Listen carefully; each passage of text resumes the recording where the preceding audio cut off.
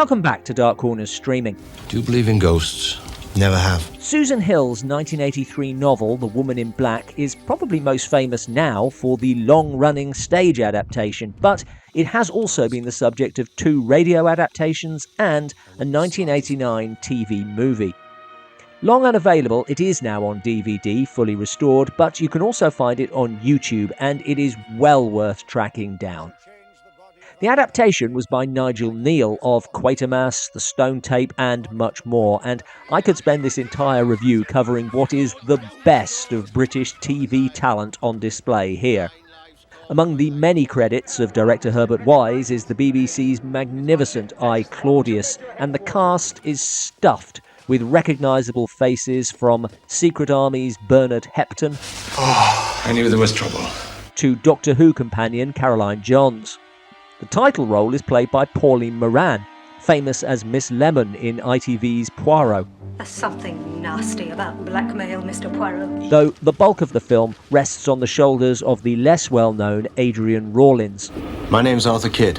who gives a gripping performance as a solicitor tasked with closing the affairs of the recently deceased Mrs. Drablow and finding himself caught up in mysterious events threatening his life and his sanity. Stop it!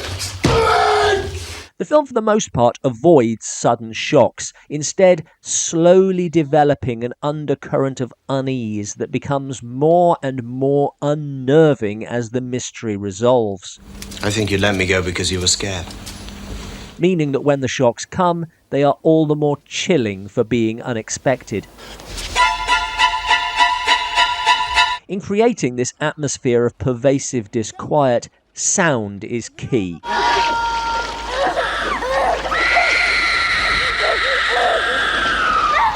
This might have been a budget issue, but if it was, then it is a happy one, because this is one of those cases where the unseen is so much more unsettling.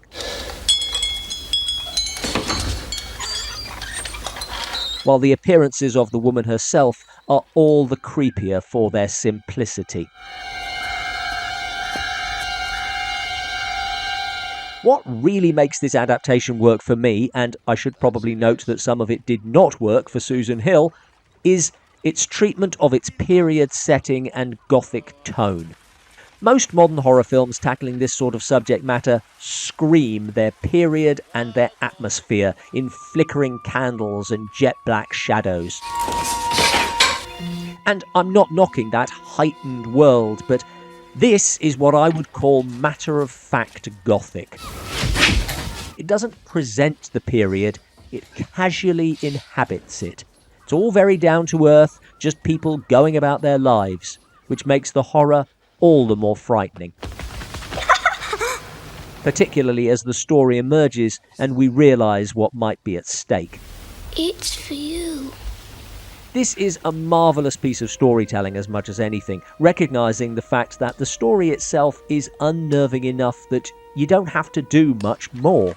It's a great example of less is more filmmaking, and you should never underestimate how hard it is to make something this simple and this effective.